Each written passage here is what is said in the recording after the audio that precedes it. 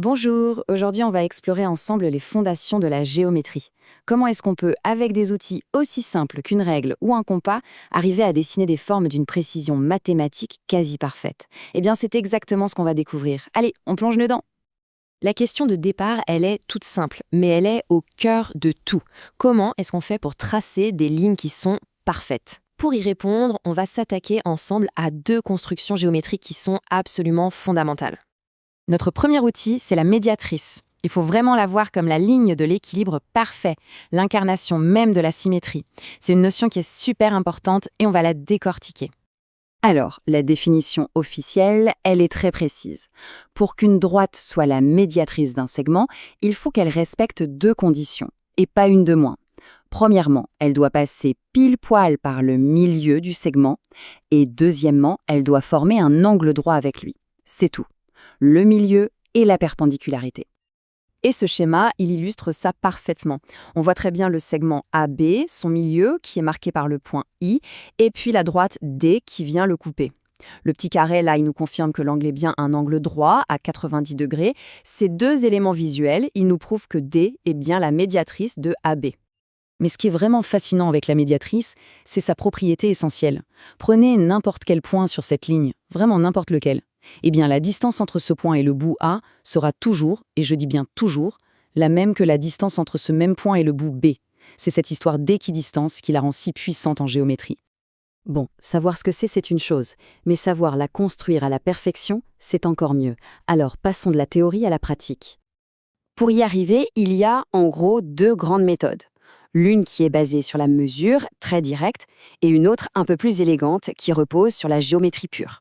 Mais au final, les deux nous amènent à la même ligne parfaite. La première méthode, c'est la plus intuitive. On prend sa règle, on mesure la longueur du segment, on divise par deux pour trouver le milieu exact, qu'on va appeler I. Juste après, on pose son équerre sur le segment, on l'aligne sur ce point I, et hop, on trace la perpendiculaire.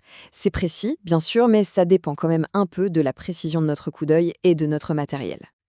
La deuxième méthode, celle avec le compas, elle a un côté un peu magique. On n'a même pas besoin de mesurer quoi que ce soit. On choisit une ouverture pour le compas, n'importe laquelle, du moment qu'elle est un peu plus grande que la moitié du segment. On pique la pointe sur A, on trace un arc de cercle.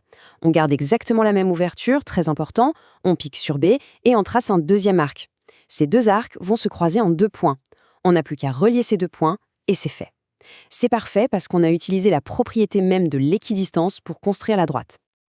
Et voilà le résultat. Les deux arcs de cercle, l'un centré sur A, l'autre sur B, se coupent au point I et J. En reliant ces deux points, I et J, on obtient notre médiatrice. Chaque point qui se trouve sur cette ligne est, par construction, à la même distance de A et de B. C'est la beauté de la chose. Allez, on passe à notre deuxième concept fondamental, les droites parallèles. Si la médiatrice, ça c'était l'équilibre, eh bien les parallèles, c'est l'ordre, c'est la structure. On en voit absolument partout autour de nous. La définition, elle est d'une simplicité incroyable. Deux droites sont parallèles si, dans un même plan, elles ne se croisent jamais. On peut les imaginer s'étirer à l'infini, l'écart entre elles restera toujours le même. Tiens, une petite remarque intéressante. En mathématiques, deux droites qui sont exactement l'une sur l'autre, on dit qu'elles sont confondues. Eh bien, elles sont aussi considérées comme parallèles. C'est un cas un peu particulier, c'est vrai.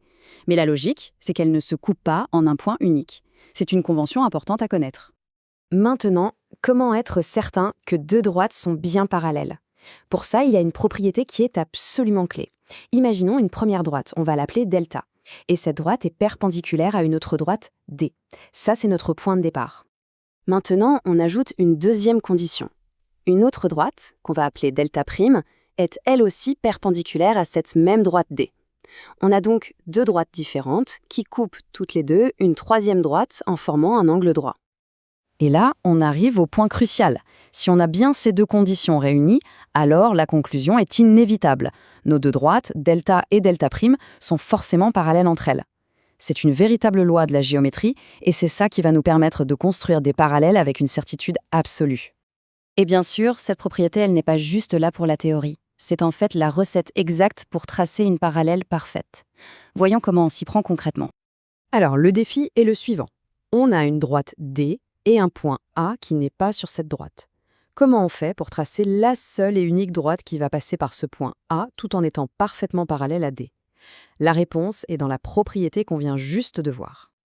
La méthode, c'est une application directe de cette logique. D'abord, on utilise son équerre pour tracer une première droite, une droite temporaire en quelque sorte, qui passe par A et qui est perpendiculaire à D. Ensuite, on fait pivoter notre équerre de 90 degrés.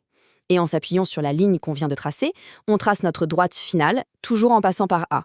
Et comme cette dernière droite est perpendiculaire à une droite qui était elle-même perpendiculaire à D, eh bien, elle est forcément parallèle à D. C'est la fameuse technique de la double perpendiculaire. Tout ce qu'on vient de voir aujourd'hui, la médiatrice et la parallèle, ce ne sont pas juste des petits exercices de géométrie. Ce sont les briques fondamentales. C'est l'alphabet qui nous permet d'écrire et de construire tout le langage de la géométrie. Et on termine avec cette question. Maintenant qu'on sait tracer des perpendiculaires et des parallèles parfaites, qu'est-ce qu'on peut bien construire? Pensez à un carré. Ce n'est rien d'autre qu'une combinaison de droites parallèles et perpendiculaires. Pensez au plan d'un architecte, à la conception d'un objet. Toute la précision du monde qui nous entoure repose quelque part sur ces fondations toutes simples. Merci beaucoup d'avoir suivi cette analyse.